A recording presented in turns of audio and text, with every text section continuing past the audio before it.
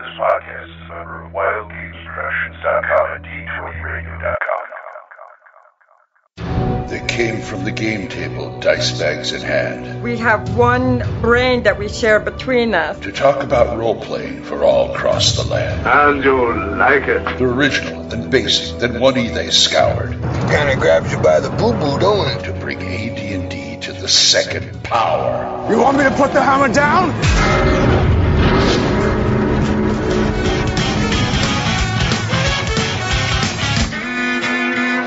Welcome to THACO's Hammer, the best damn AD&D second edition podcast ever. I'm not a snack. Oh well, I could do the show without snacks. Hiya, folks. Hey, it's THACO's Hammer 173. How about that? I'm DM Glen, and here is DM Brian. Hey folks, what's going on out there? And of course, we have DM Full On Gamer. Greetings, Gamer Nation. How are y'all doing? And look what I found out hanging out back. No. First, we welcome DM Keith, our engineer, and guy who basically is, I don't know, he's the janitor or something. Well, but he puts our shows together. Say hi, Keith. Hello, everyone. Isn't he great? Yeah. Gosh. Well, he's basically saved the show. I gotta butter him up. He edits our shows. So, and look who showed up. DM Corey. I heard you guys making noise down here in the basement, so I thought I'd bring snacks, come down and chill out with you guys. Who didn't lock the basement? Edit. Who has COVID? And I have COVID. Yay. Yep. Yay. Oh, that's That's always fun. That's what it took to get you back. Yeah. The flu-rona slowed me down. Yeah, the flu-rona slowed me down enough to get back on the podcast. Oh, dude. Lord. What's going on, everybody out there? And hello, everybody in here. In podcast land. All right. Well, let's head over to Hits and Crits then.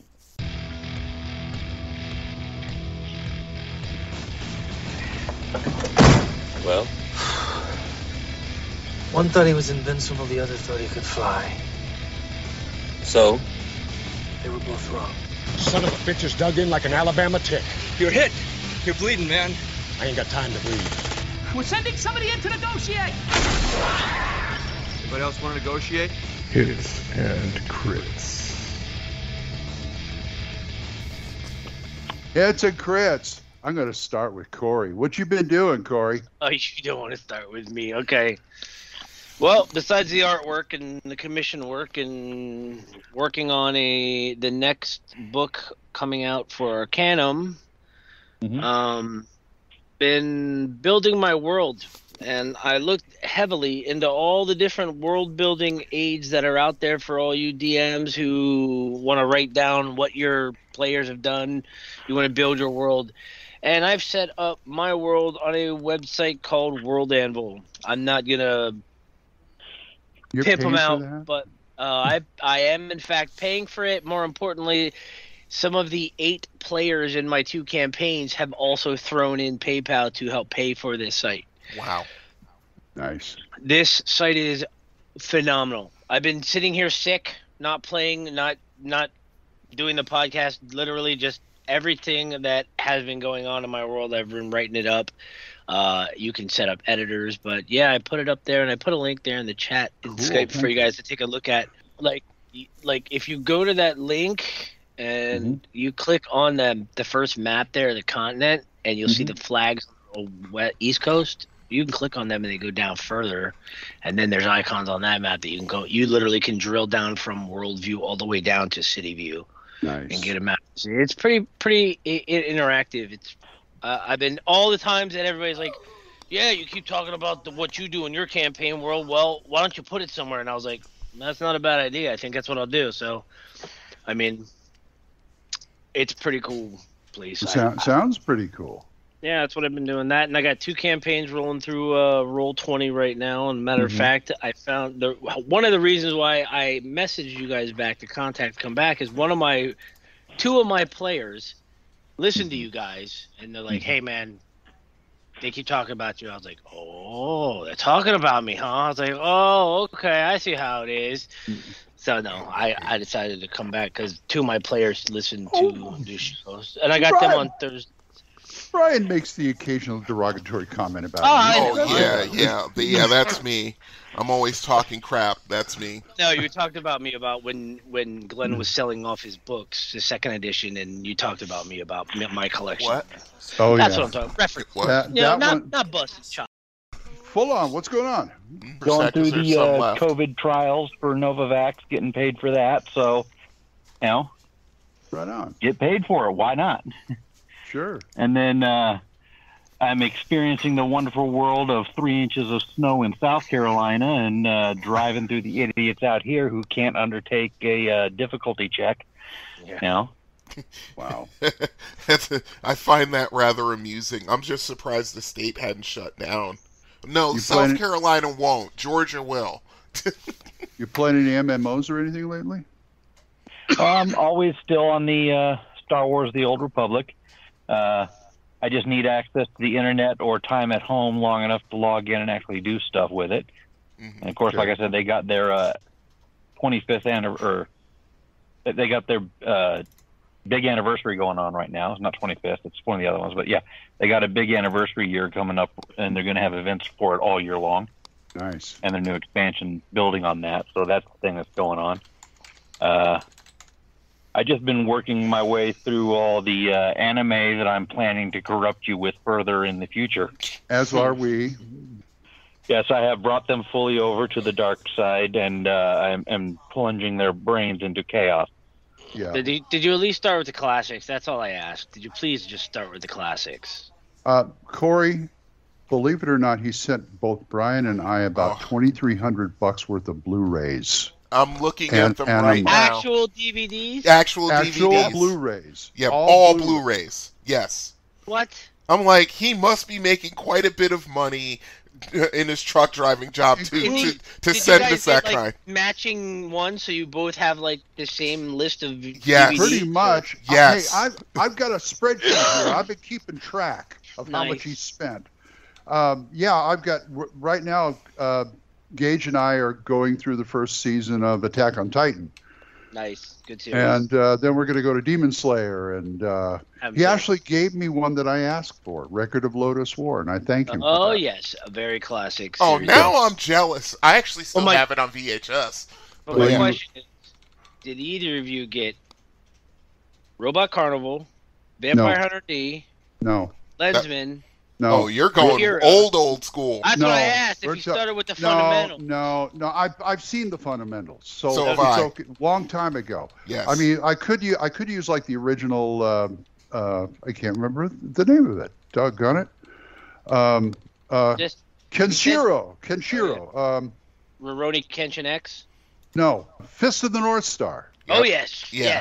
The original. Fist of the Yeah, I the love original. it. That was so much fun. Oh. This is back in the VHS days. Yeah. Oh yeah. I had a VHS set of Lotus War at one time. Yeah, I still have mine from my tape trading days. I still have it. You know, I've got the whole thing. It's awesome. If he sends you anyone that says something about Orotsuka Doji, just send that to me. I have that too. Oh, my friend Matt Evans, who runs a Thursday game, handed me a DVD. He says, "I want this back." I said, "I can't find any time to watch it. There's kids around." He gives me Bible Black. Yep, I have that too. And I says, "There's too much. I can't. There's grandkids running around here." Yeah, you can't watch it. Yeah, I get it. Yeah, I have to be circumspect with how I watch my stuff because my 7-year-old just come flying out of the bedroom and be like, "Daddy, Daddy, Daddy." I'm like, "Oops. Time to mute this. Time to kill this. Yeah. Time to turn the monitor off. Exactly." Yeah. Oh boy. How about you, Brian? I'm sorry. Go ahead. Oh. No. Go ahead, Corey. No, I was gonna say I have 2 teenagers and they're already out of the house all the time, so I have all the freedom I can. There you go. Gage, we started Attack on Titan. He's watched the whole series online. He says, "Well, I want to see how it looks on Blu-ray." And I put it in the first episode. It doesn't look all that much better. And says, "Oh, sorry, I put the DVD in. I'll put the Blu-ray in now." And then he looks like, "Wow, this is great." Yeah, that's mine. And there's about half as much more. See Gate there? Look at that. Yeah, I've got an anime box just for him. Oh. Yeah, You it's get pretty see what happens when you get on Full On's good side. I guess so. I'm Oh, gonna my have to let him goodness. come over and visit some more. Maybe I'll get some DVDs. That's nice. It's so funny. This started last year during COVID, and he showed. It started before COVID. True. 6 DVDs showed up on my doorstep from Amazon. I went to Amazon trying to find out who the hell. It's my name, but who the hell is this? And they finally oh, it's you. Okay. Because I was ready to send it back. I didn't funny. order these. That's funny. Oh, man. Anyway, Brian, what's going on? Not too much since we recorded Splat Book 172, which is coming. We are slowly getting back to current day. We're only 6 weeks behind now? As opposed to before Keith came on board, we were 9 months behind? So yeah. We're behind? Yeah, I know. You smart ass. Okay, so yeah, basically just the same thing, working my 4 jobs. I mean, working 13 days in a row. Thank God for part-time jobs. Because I'm working my shift at the arcade today, and then I have a rotation shift at the hospital tomorrow, and then the work week begins anew. As we talked about in our re-recording of episode 170, I went out to Lowell, Michigan last week, had a blast at this wonderful arcade. Reviews are coming.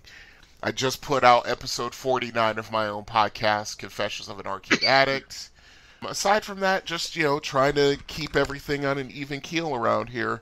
As I said in a previous episode, we had someone staying with us who had to go to the hospital because, just like what's going on with Corey now, last month, COVID, the Rona came to visit us, and, she's still in the hospital. It's been over a month, but she's getting better, and that's a good thing because both myself and her oldest daughter were really worried about whether she was going to pull through or not, but she's doing better. So good, yay. Good. That's pretty much going. I got the Omicron variant that merged with the influenza virus that was going around. They're calling it Flurona, and the kids both got it. Had a slight cough and a slight headache for 2 days, and okay, we're better. My wife gets it. She's bedridden for 3 weeks, and now I got it. At the end of her last 3rd week, I started coughing and having a headache, and ever since then, this is what I've been. I'm on the ass end of it. I stayed healthy enough to take care of everybody until everybody's healthy enough, and now Dad's down. That's exactly what happened to me. Yep. Not quite for me, but we the week after our anniversary, Becky got it. And Gage was staying with us for the weekend, so he had to stay here because he got it. I was the only one who didn't get it. The first thing Becky says is, "Oh, you must be a carrier. Thank you." Yeah. Yep. It's look, we went out karaokeing last week. You probably got it from there. Public. Yeah, in public. Yep. Yeah, that's how that happens. Yeah, you brought it home from the karaoke place. That's exactly what happened. My 19-year-old went out to a party. She's just sharing drinks with everybody, and then she comes home. She goes, "I don't feel good. I have a headache. Oh. And my head, and I'm coughing. I'm like, oh shit. Yeah. Yeah. Here we go. Yep. Yep. Yep. I mean, I could have gotten it at my arcade job, or actually, we think our son brought it home because he was a close contact of someone who had it, and because he was the one who got the symptoms first. So yeah, that was fun. Especially when he was popping 107-degree fevers. Yow. Yeah. My kid is tough. I'm proud. I would not have handled it so well when I was his age. I would not have. He's tough. He plowed through it. I'm so proud of him. That's good. Yeah. Anyway. Okay. Let's see. So, okay. Keith, what have you been up to? What I've been up to in gaming, I seem to always be perpetually sort of planning stuff and not so much playing it, but I enjoy that planning process. We've all been there. Yeah, yes, sir. That's my life. So I'm a adherent of the saying, if you want to get a new idea, read an old book. So I've right now got a little book on the siege of the Alamo. and I'm trying to figure out how to turn that into something interesting in a fantasy setting. And other than that, I've been editing this cool podcast called THACO's Hammer. Thank you. Thank you. Which is a lot of fun. Terrible career move. Terrible. Yeah, I've got some of my best ideas from watching westerns and converting them into D&D. Mm-hmm.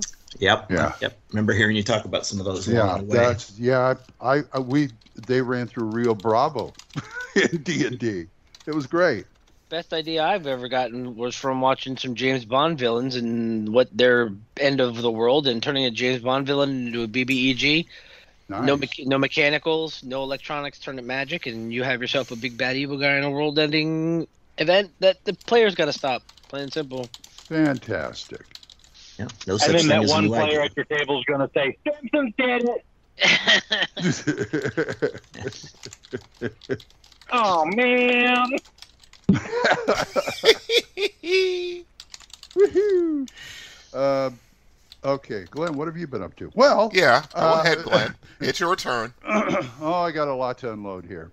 Let's see. Let's start with non-gaming stuff. I'm doing a couple side hustles. I'm doing some artwork, and I'm reselling DVDs on eBay. Glenn Hallstrom, one word, if you want to look at my listings. And I got this week. Well, I'll get to that. My 2 games are going. The Monday game, Eberron and 5e. It's a lot of fun. Last night we played Rule Cyclopedia D&D over at Matt's house. TPK. Hey. Oh, gee. There's a surprise. Well, it's not if you go out. It's how you go out. Yeah. And it was I hate it because it was so stereotypical. We got nailed by fire from a red dragon. That usually we were just trying to get out of the dungeon. And we'd already had a kobold fight that took away 2 of our people. But, running down the hall is not, it's like the third time I let Matt, I don't know, I guess I panic when I see stuff like that and want to get away. Mm-hmm. And he nails me every time. This is the third time. Well, Matt is the prototypical evil DM in your group, Glenn. Well, he loves beating the crap out of you guys. After he did that, it's like, really? You couldn't come up with something better than a red dragon? I mean, I wanted my death to mean something. Well, now we get to make more. Anyway, and by the way, here's my plug. I got in the mail yesterday, for no apparent reason, a package of 3 dice from Adam Hackett at Metallic Dice Games. Ooh. They are... Yeah, I'll throw them up here as soon as I can. It was 2 D20s and a D6. Okay. And it was beautiful. They're beautiful. Yeah, I saw that picture on Facebook. Yeah, liquid core dice. Nice. They call them. And I saw them, and they're got some good weight to them, and just they're really, really nice. Mm-hmm. And if I could figure out how to put the picture up, I'd show it to you. But Skype defeats me again. So it happens. And they get extra points for making the numbers nice and big for my old grognard eyes. I can read them without my glasses. Mm-hmm. 99% of my dice, I have to put my glasses on now. Wow. Yeah, it's that way. Mm-hmm. Yeah. But anyway, so I think that's about it for me. Okay. We saw. I already told you. Last week we saw No Way Home. How was it? I liked it. I liked it. Okay, I have to ask Corey. I have to ask him. Yeah, Corey knows what I'm going to ask him too. He knows. All right, what do you think about the Book of Boba Fett? What do you think? It's a very nice apology to the chainsaw that Disney took to the EU. It's pretty cool. I like that they put my favorite Korean in it. She's hot. May is awesome. Mm-hmm. I like how they're setting him up as a crime lord, Mm-hmm. obviously the actor is the best there is because he's badass. Plus, Oh, so you finally forgiven Disney for inserting Tamora Morrison in where they took Jeremy Bullock out. You finally forgiven them? Well, yeah, it was. You know what? If they would have did like continuum of Boba Fett, there were talks to Jeremy Bullock's son about actually picking up the mantle of his father. Mm-hmm. But when they decided to start taking his mask off and making the helmet coming off an important thing, then they made the clones. You kind of can't make him a strange-looking English white dude if his father, if he's a clone of his father, who is freaking Polynesian. It doesn't work. Well, I agree with also, you. I think they did. I think the helmet coming off was probably because the Mandalorian never takes his helmet off. Right, but he did it twice. No, 3 times. Yeah, he's in one of them fundies groups, the offshoots that are super strict. I mean, it's pretty cool. I like the series. I want them to go back to more of the other Mandalorians. I like Boba Fett. Don't get me wrong, and I like how he had to prove the fact that he was Mandalorian. I like the fact that the storyline pushed him to the point where he was like, "I'm pissed off. Yeah. I climbed out of the friggin' Rancor." Yep. All my friends during the first show were texting me throughout. It was like if you have a bunch of sports nut friends and you're watching the Super Bowl and your team is playing and everybody's texting you, harassing you. Oh, you missed that shot. I mean, literally, we're watching Boba Fett. My phone won't stop blowing up. I'm like, shut up. I understand. Oh, I absolutely love it. I thought The Mandalorian was great, but this is better.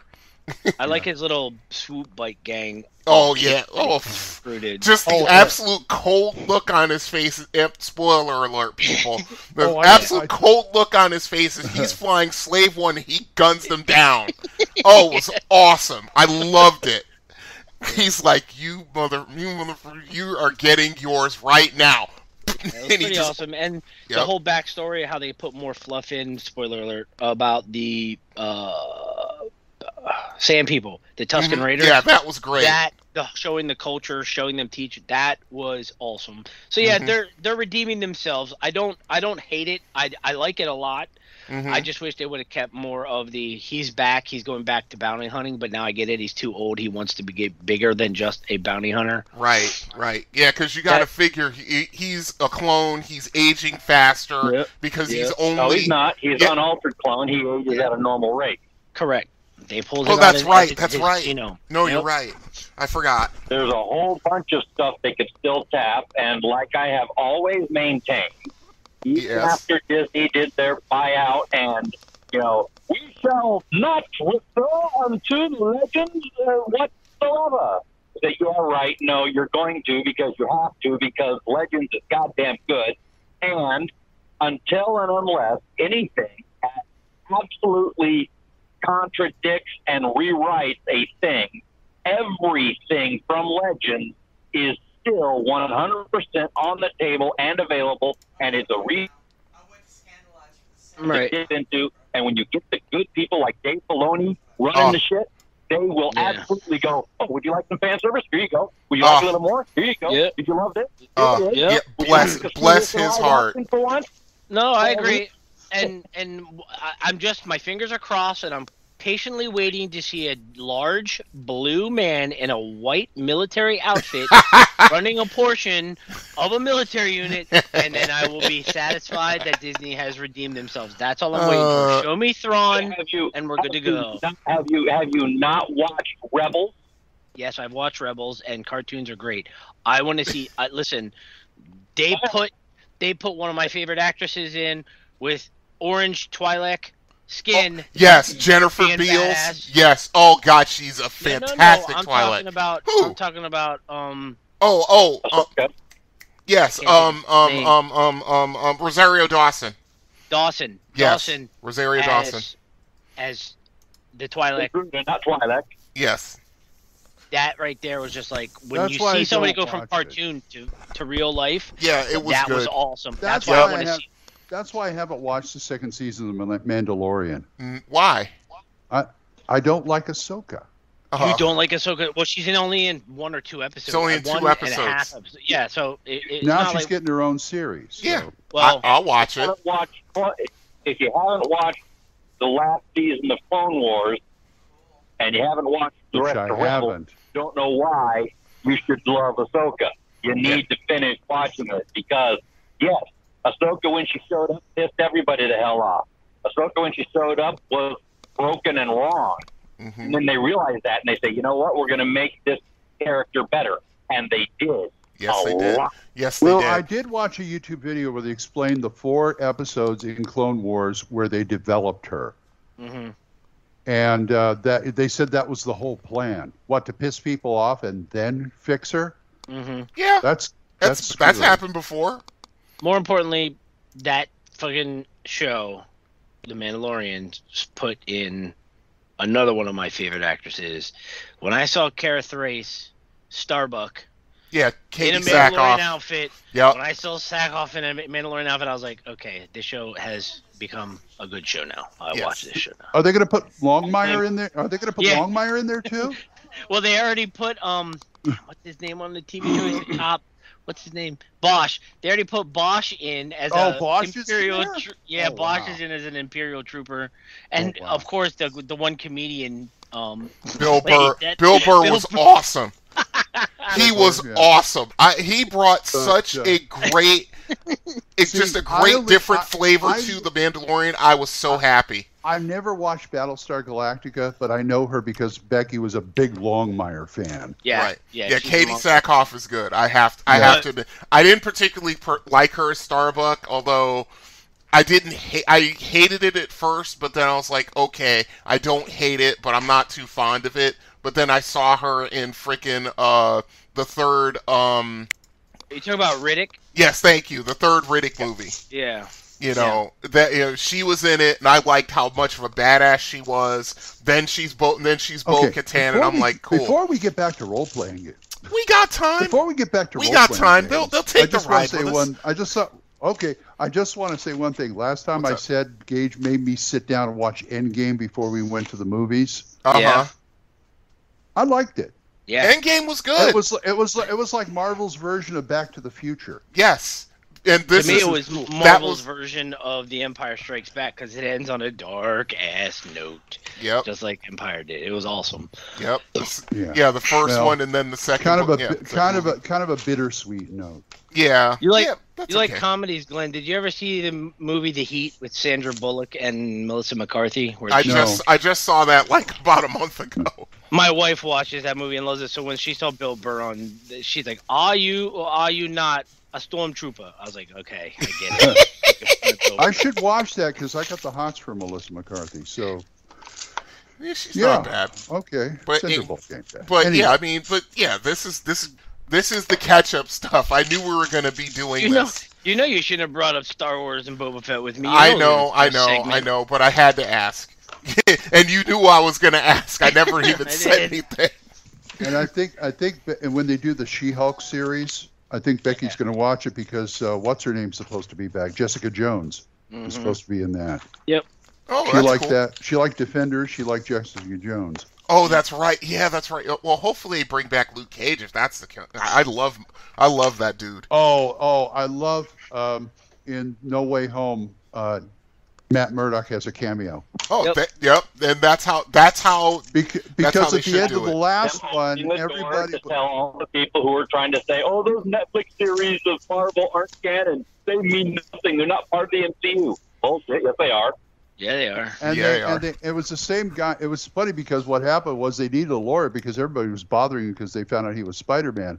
And so there's Matt Murdock sitting there. Well, we could do this. We can do that. And then somebody throws a brick through the window, and he doesn't even look behind him. It just catches it. Yeah, of course. and Aunt May says, "How do you do that?" He says, "I'm a really good lawyer." That's awesome. Oh, man, that was worth the cameo. Anyway, what are we talking about? Okay, yes, role-playing games. Why don't we do some emails? Okay, we got one. This is from... One. Yeah, just one, short and sweet from DM Michael. Is this going to be another rope soaping like last time? No, it was not. Oh, damn. Yeah, I wish, but no. Let's see. Okay, he says, "Greetings. Just finished listening to episodes 166 and 167 and had a question regarding on how you play lycanthropes. First off, I agree. Very well. Yeah, well, I try to. First off, I agree with Glen's editorial on why he doesn't like the all lycanthropes or this type are evil. I've played lycanthropes as the alignment listed, but I always like the idea of mixing things up a bit. That brings the question up that I have for you. In your games, are lycanthropes born or made? Yes.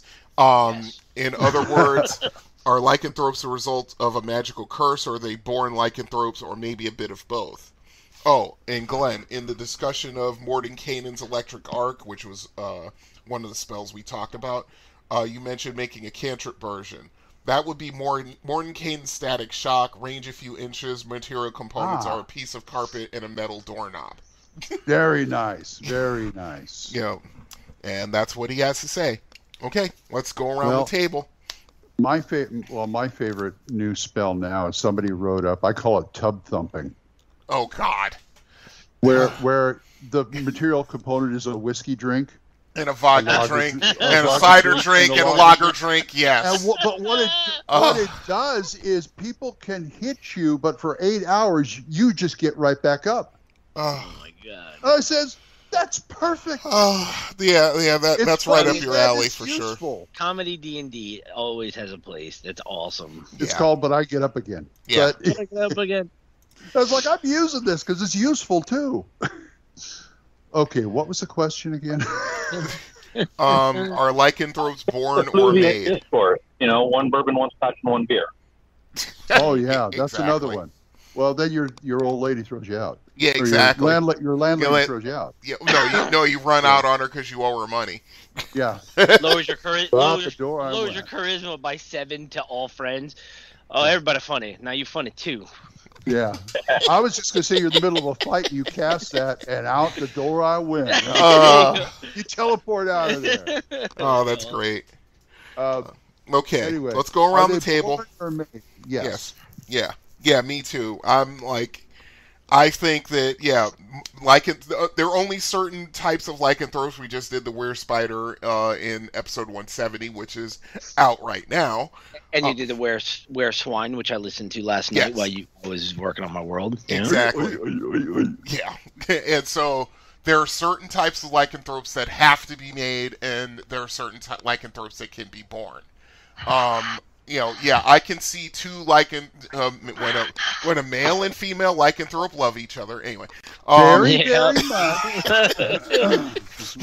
Love bites aplenty. Anyway, I could see a male and female werewolf making making werewolf cubs. I have no problem with that. I could see if I wanted to go really dark, I could see it being like a 50% chance if someone decides to go decides to go Bella and starts messing around with a werewolf. She's gonna have werewolf kids. I could see that. Well, there's also the trope of character finds out he's a werewolf because his parents didn't tell him that this happens every so many generations. Mm-hmm. Yeah. Are you trying to tell me he's going to be a basketball player and he's going to do handstands on top of the stand? Oh, hell yeah. Oh, God. Oh, hell Oh, yeah. my God. You've been gone too long, Corey. Sorry, guys. You've been I had to bring it back to the 80s. You've been gone too long. Oh, yeah. Oh, man. But go ahead. He's fang face. Marcus, in my world, I do both. You just had a snack. I believe that it's a curse. Later. Cursed Okay. by... All right. I hate using this racist word, but gypsies, the Romani, the traveling people in my world that she's not going to eat obviously curse goldfish. people. When two people who have such an affliction, their offspring is a full-blooded lycanthrope. I usually will do either a natural-born lycanthrope or a cursed lycanthrope. Anybody who has just lycanthropy, it wasn't born with it. It's a curse. Because that's as per the book. Mm-hmm. But yeah, there's both birthed, and then you have other people in my world, in my campaign world, who use magic to merge animals and men. Yeah. And then the magical. Yeah. So. And I could see that too. Go ahead, Falon. Oh yeah, that's the same way. I mean, you've got your cursed version, you've got your naturally born version, you've got your I sought the power through magical means version, and all of them have their ups and downs. In general, you know, rules as written, go by the book. Here's the this lycanthrope is this alignment. Well, if I can also. whatever reason you want to go to a different take on it, and you want to play Bitten instead of Wolf.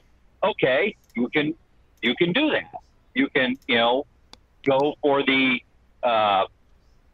I'm playing against type. I'm going to have this alignment for this character because my story and my adventure needs it or wants it. Yep. If you're going to get infected, you got infected. Part of the problem of getting infected is you get cursed.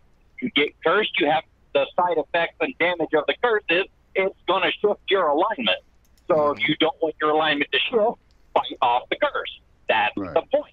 If you don't have the consequences, what's the point? Well, there is a way to have lycanthropy and not change your curse. One more way is the divine way. Oh, when I was playing in Curse of Strahd /2 Annihilation, my barbarian worshipped a bear totem, and the bear god made him a werebear because he was so devout, and he thought of it as a blessing. Mm-hmm. Well, one person's curse is another person's blessing. Yeah, because he thought it was the greatest honor that his god could ever bestow on him. Mm-hmm. And so he had no problem, didn't change his alignment, and I kind of put a lid on it too. I didn't every time I go to battle, I change it to a wolf or a bear, that kind of thing. But yeah, gods can do that to you too. So yes, that was a little trickier to get rid of, I think. Mm-hmm. And as we like to talk about, gods can also take it away. Yes, we've talked about several times. Yeah, let painfully. me ask you guys this. Go ahead. All of you have seen the terrible movie with the chick, Underworld, with the guy that looks like the lead singer from Creed. Did any of you ever had a werewolf bite or a vampire bite a werewolf and make that terrible abomination in your game? No. That sounds thought. Templates are there for a reason. Stack the hell out of them. Make them an infernal undead one on top of it. Sorry, I can't hear you. I'm washing dishes. Sorry, my fault. I was rinsing out my drink cup. I got to put different liquor in it. So now he's getting a whiskey drink. Yep. And a vodka. Yep, you got it. And a cider drink. That's right. A lager drink. Okay. Yeah. Now it's going to be stuck in my head for the rest of the freaking day. Thanks, guys. Thanks, guys. Thanks. Welcome. Ugh. So I think we've pretty much exhausted that topic. Beat that to death. Yes. With a silver candelabra. Yes. Oh yeah. And if you guys want to talk to us about this or send stuff or just harass us, there's THACOshammer@gmail.com. We even got a number right here. Mm-hmm. That is 405-806-0555. Some things never change. Never. I had it ready. I was gonna do it. Well, do it again. Hey, you're out of practice, dude. You'll get your chance. You'll get your chance. But in the meantime, we have to go to Magic Fingers. The White Wizard approaches. There's no such thing as magic. You always were the better magician. You guys know that. But whatever your secret was, we have to agree. Mine is better. Magic Fingers. Magic Fingers. Morton Kanan's private sanctum. Stop. Stop. Morton Kanan's private parts. It's God. A specific and large spell. Different kind of dungeon. Yeah. Thank you, Keith. Thank you. I was going to say something. Karaoke enclosure. Oh, my goodness gracious. Hold on. Dragon stops being a noun and starts being a verb in that game. Yep, absolutely. Okay, what level is it? Level 5. 5. That's about right. Mm-hmm. So you have to be like level 8 to cast it. Level 9, I think. Yeah, Ooh. 1, 3, 5. Yeah, I'm always getting those wrong. Well, it's different between basic and In second edition, yeah. I think the spell progression is different. Okay. What does it do? Okay, it's in the abjuration and alteration schools, and actually, geometry mages can use it as well. Now I've got this image of a mage who's like just using like magic, and he's like doing like computations in his head, and you see it like coming out like in the air, and all of a sudden the sanctum pops up. I see it as that guy from Community in mage's robes pointing to the board, showing how it's done, and then you go to the Exactly. Okay. Level 5. Range is 0. Verbal, somatic, and material components. Casting time is 2 turns. That's 20 minutes, folks. Duration is 1 hour per level, so it's at the very least 9 hours. The effect is 1 room with no saving throw. And the material component is polyhedral dice? No. They were used for math first. I know. Yeah, you want to know what? That would be a nice little bit of symmetry. Let's see. Okay. This spell ensures privacy in a room up to 1,600 square feet in area or 40 feet by 40 feet in dimension. All windows in the room become dark and misty as seen from the outside, preventing creatures with normal vision, infravision, or other special vision from looking into the room. Those inside can look out normally. X-ray vision cannot penetrate into the room as if the room were completely enclosed in a lead shield. No sounds, no matter how loud, can escape the room. Oh boy, I can see some other kind of ideas for this. Can escape the room, so a thief cannot eavesdrop from the outside. Scrying attempts such as ESP, clairaudience, clairvoyance, or crystal balls cannot penetrate the protected room, and the wizard eye cannot get inside. The casting wizard can freely leave the room without the protection being dispelled.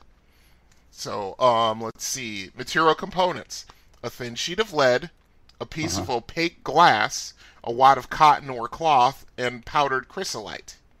Okay. So, yeah, this is like, go ahead. So you have a room to interrogate people like in those cop shows. The other room you cast it in there.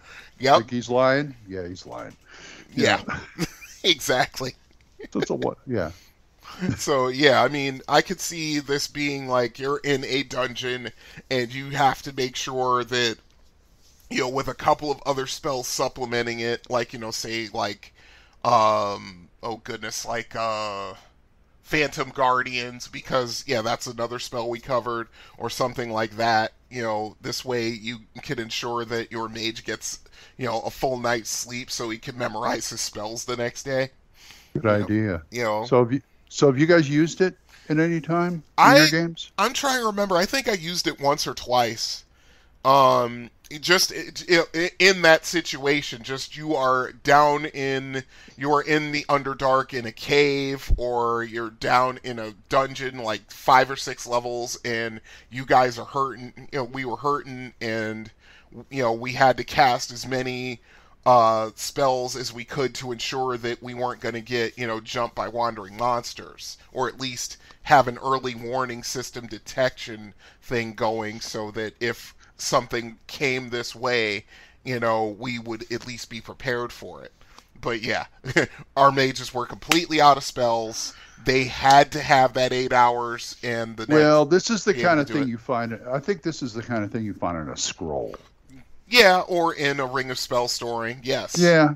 I think one of my high-level characters has most players I know who play mages don't want to take that slot up with something like that, but they still want the protection. Right, of course. Yeah. Anytime I have a wizard in my party, any of my players have that level of spell casting, by then they either have in their pocket like a Daren's Instant Fortress, or something of some magic item that essentially gives them that kind of protection without actually having to waste that spell slot, like Glenn said. Right. Yeah. And do you make sure that they're protected on the top too, in case there's any grell up there? Of course. Okay.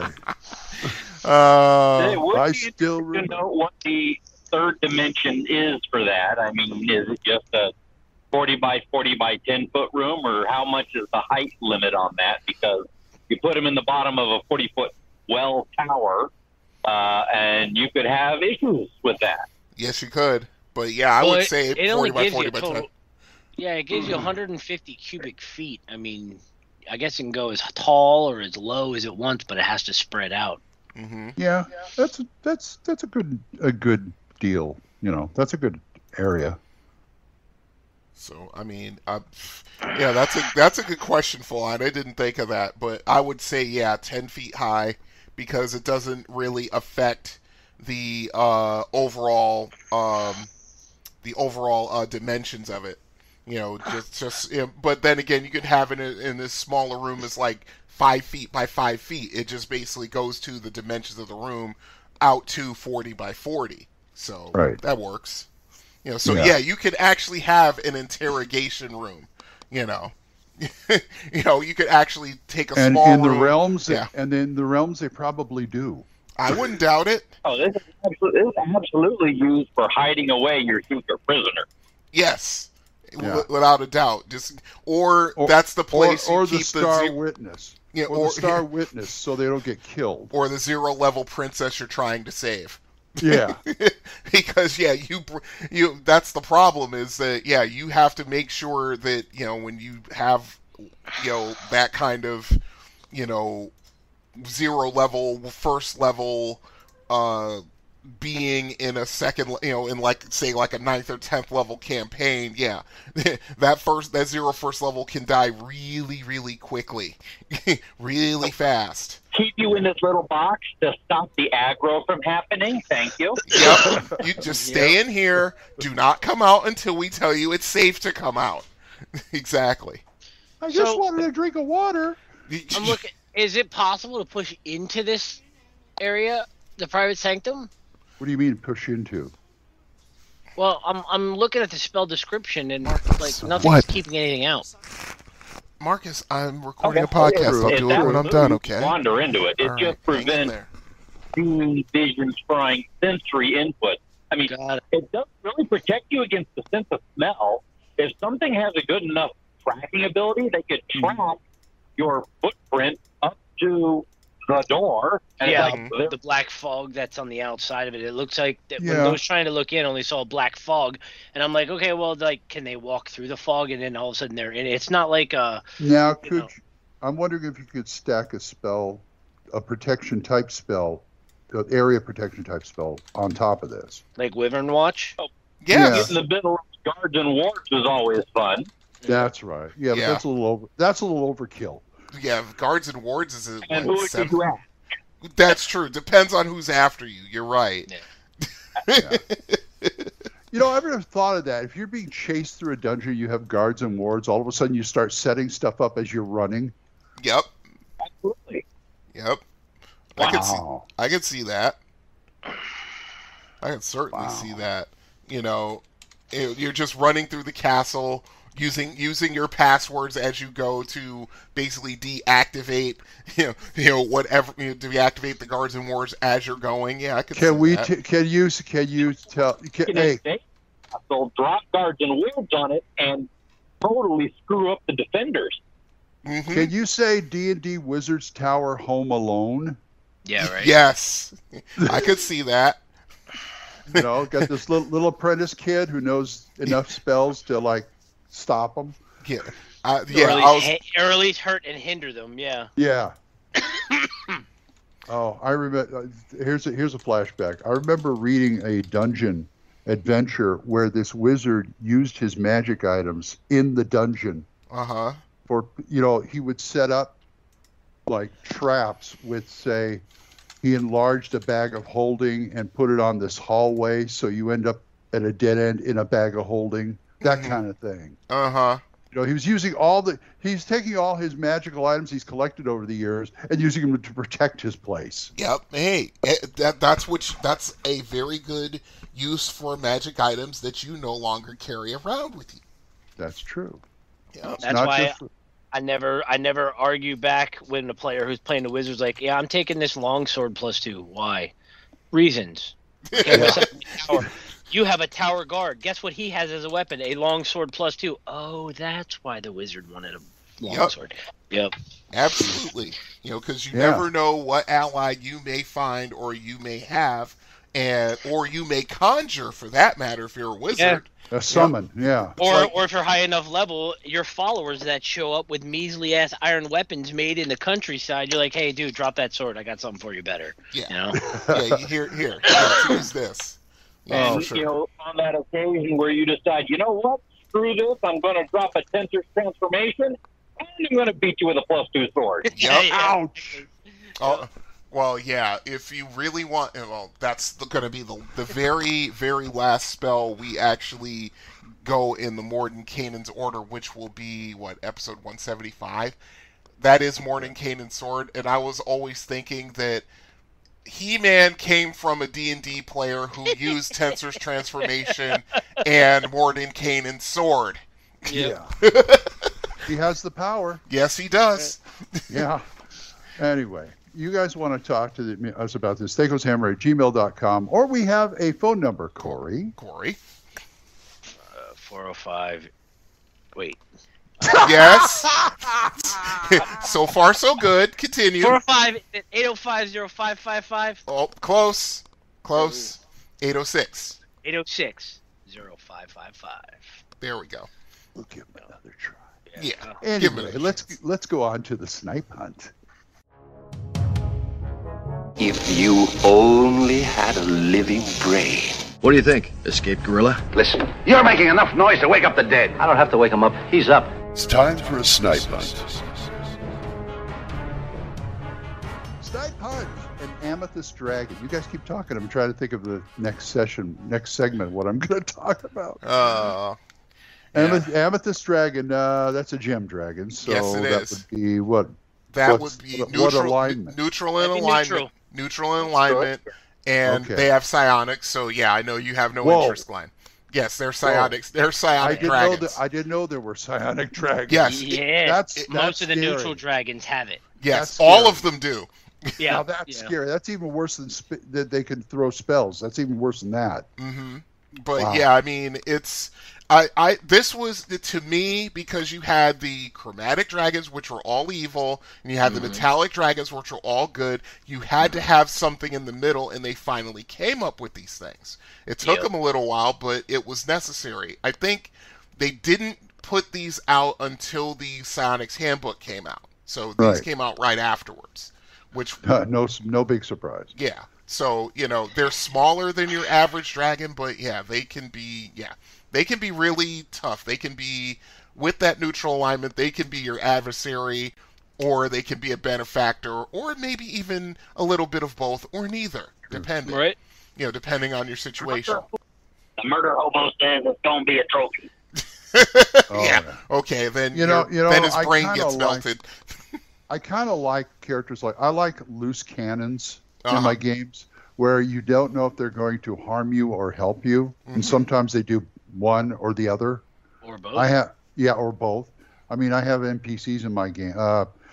Jolly Jimmy. I can't remember his last name, but he was a drow who would show up every once in a while, sometimes on the bad guy's side, sometimes helping the good guys. Mm-hmm. That's cool. Yeah. Yeah. There's nothing wrong with that. Jolly Jimmy Jakes. Yeah, Jolly Jimmy Jakes. That's the way. But I like that dragons could do that too. Oh yeah. I mean, there are so many different types of dragons that actually were in Dragon Magazine that made it into the second edition that sort of fill out the roster, and so they're not so shall we call it typical. And then the Draconomicon comes out, and that sort of, gives the DM license to turn things on their head. So yeah, you got now you've got a gold dragon with lawful evil alignment because he's just had enough of the crap. You've got a blue dragon who's lawful good, who's just decided I'm not like you.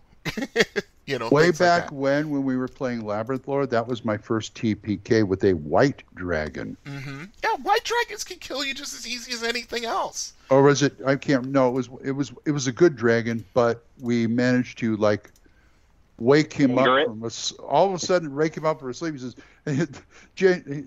Matt goes, I don't care what alignment it is. You wake him up suddenly, he's going to breathe. That's Matt. Well, that's Matt. Yeah. That's Hey, dragon, good, bad, you're still crunchy and good with ketchup. Absolutely. In That's the true. end, you are So crunchy and good with ketchup. what are these dragons like personality-wise? Okay. Well, let's go through the stats real quick. Okay, go ahead. All right. Climate and terrain is temperate and cold mountain lakes. So that makes for an interesting setting right there. Frequency very rare, of course. Organization is solitary or a clan. Activity cycle any. Diet special, we'll get to that. Intelligence genius, 17 to 18. Treasure type is special. I think they explain that later. Alignment is, of course, is neutral. Number appearing is 1 or 2 to 5 in the lair. Armor class is -4 as a base. Movement, 12 normally. Flying is 40 at maneuverability class C. Swimming is 12. Hit dice is base 14. That 3 attacks around. THACO is 7 at base. Now, remember, this is category 4. Remember, there are 12 categories, so it only goes down from there. Let's see. Dan, go ahead. What was his breath weapon? I'm getting there. Okay. I'll get there. I thought you said it. No, not yet. Okay. Damage 1 to 10, 1 to 10, 5 to 30. Has special attacks, special defenses, magic resistance, all that is variable. We'll get to all that. Size is gigantic, 30 feet long base. That's just the body. The tail is like additional. Morale is 17 to 18, which is fanatic level, so more often than not, if you start a fight, he's going to finish it. And the XP value is variable. Okay. Amethyst dragons are wise and regal with a detached air, ignoring what they consider to be petty squabbles between good and evil, law and chaos. Oh, Christopher Lee. Yeah, they think they're above it. They're like, you people just don't know. Anyway, let's see. When hatched, amethyst dragons have lavender skin with small scales of a light translucent purple. As they grow older, the scales gradually darken. Adults are sparkling lavender in color. The picture of the picture they have here is actually really nice. It's really pretty. Amethyst dragons speak their own tongue, and the tongue common to all gem dragons. 18% of hatchlings have an ability to communicate with any intelligent creature, and the chance for this increases by 5% per age category. Let's see. Amethyst dragons prefer talking over combat. If parlaying goes badly, the dragon attacks first with his breath weapon, then with psionics and spells. They never hide or attempt ambush. Amethyst dragons consider retreat to be dishonorable, but will do so if faced with death. Okay, the breath weapon. This is really interesting. You're going to like this. Before you do it. Go ahead. Before you do it. Do it. Glenn, this is the Grenadier. Oh, really? Yeah. Go ahead. Yeah. Ooh, that's nice. Yeah, check this. Okay, an amethyst dragon's breath weapon is a faceted, violent lozenge which it can spit into the midst of enemies up to 75 feet away. The lozenge explodes with concussive force, causing the indicated damage to all creatures within 60 feet of the impact. Save versus breath weapon for half damage. In addition, all creatures huge size and smaller must save versus paralyzation or be knocked down. There's the tub thumping spell needing to be used. Yeah. Any creature taking damage from the blast has a 50% chance of being knocked unconscious for 1 round per age level of the dragon, plus 1 to 8 rounds. Wow. He spits explode. Good. This is the D&D version of the fire spray attack craft. A little bit of seismic charge and some dubstep for you. Yep. Yeah. He literally spits out a grape, hauls at you, and it explodes. So that's his breath weapon, explosions. Grenades. It's a massive concussion grenade. Very creative. I love it. Yeah. Let's see. An amethyst dragon. What's that?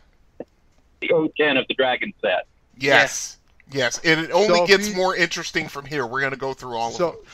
So he like if he lives near a lake, he uses his breath weapon to basically go dynamite fishing. Yeah, he can do that.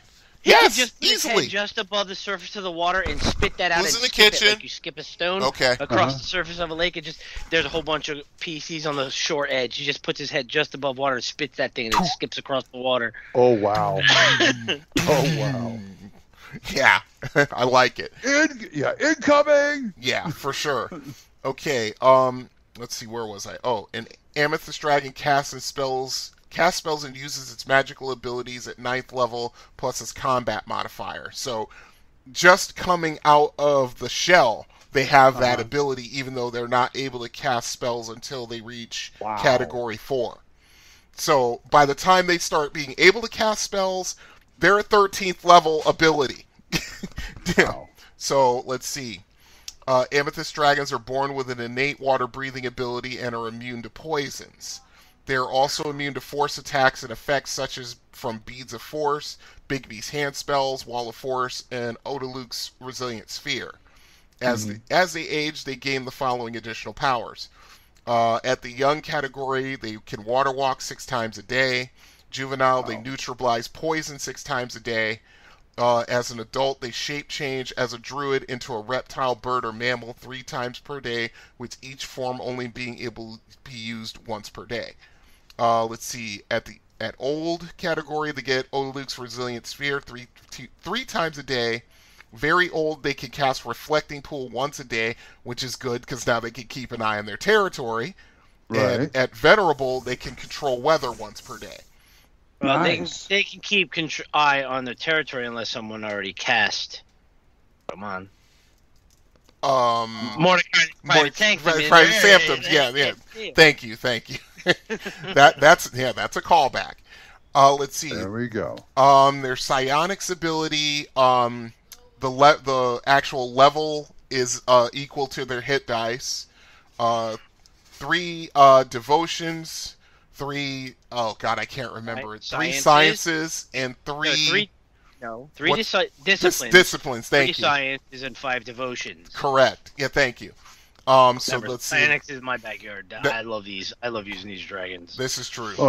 You've used them before then. Yes, I have. Let's see. They have Psionic Blast, Eagle Whip, and Psychic Crush as attack. Let's see. Thought Shield, Tower of Iron Will. No, it's not that. I can't remember what it is. And I'll have to look it up. But they've got their 3 attacks and 3 defenses. Their check score is equal to their intelligence, and they have 250 psionic strength points. So yeah, they prefer to use their psionics along with their spells, along with their breath weapons. So they don't even have to sully themselves with physical combat unless they're forced to. Let's see. They prefer psychokinetic powers, and they do have they can select psychometabolism as an additional discipline. And they have the different sciences and devotions right down at the bottom, and also the devotions. Okay. Go ahead. Go ahead. Now, Corey, how have you used them? In my one nation, there's a very large lake. Around the lake is a bunch of towns, obviously, because that's what humans and civilized races, humanoid races do. Large body of water. But that large body of water is the Amethyst Dragon, and there is a series of tunnels and things beneath there where he lives. He isn't concerned about the humans around the lake because they're beneath him. What he's worried about is the fact that there is a gold dragon on the surface, quote unquote, protecting these humans. And he doesn't like the fact that this dragon is influencing these people without any true balance. He takes the neutral, aggressive neutral stance where there needs to be a balance. And since there is no red dragon in the area, there is no black dragon in the area, he's going to take it upon his mantle to put that gold dragon in his place. Staying neutral, trying to balance the good that is happening. But a lot of the fishermen go out and often will drop gems into the lake as a quote-unquote offering to the dragon. So he's like, oh, okay, there's a couple hundred gems down here on the bottom of my lake. I guess I'll leave the humans alone for the winter. You know what I mean? That kind of situation. That actually is very smart. Or at the very least, that's good for him to eat because amethyst dragons eat gems. There you Yeah, go. Correct. they eat gems and fish. Yep.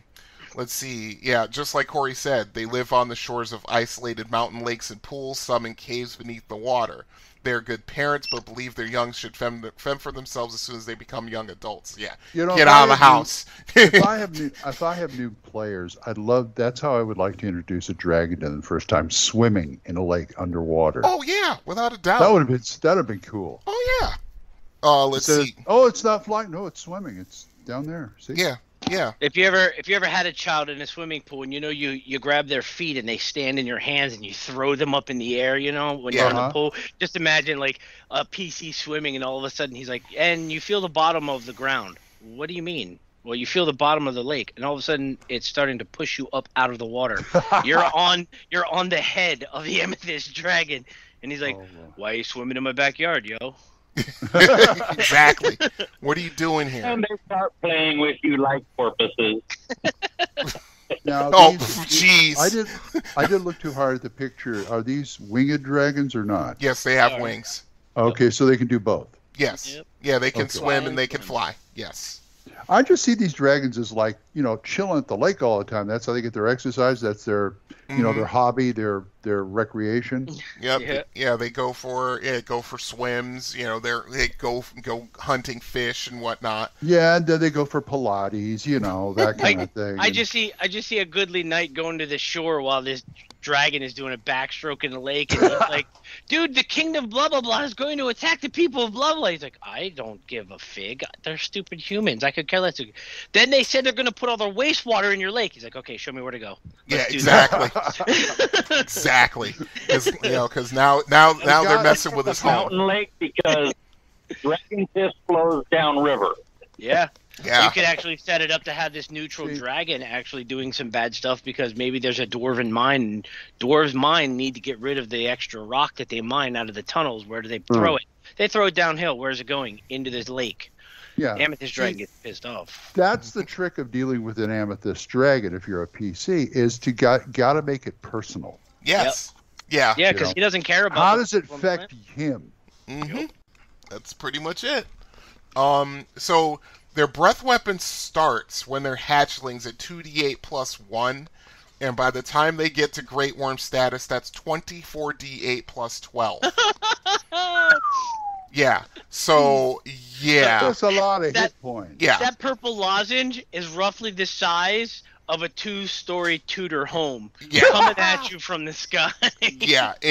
Incoming, and it blows up like, that Russian bomba thing. Boom.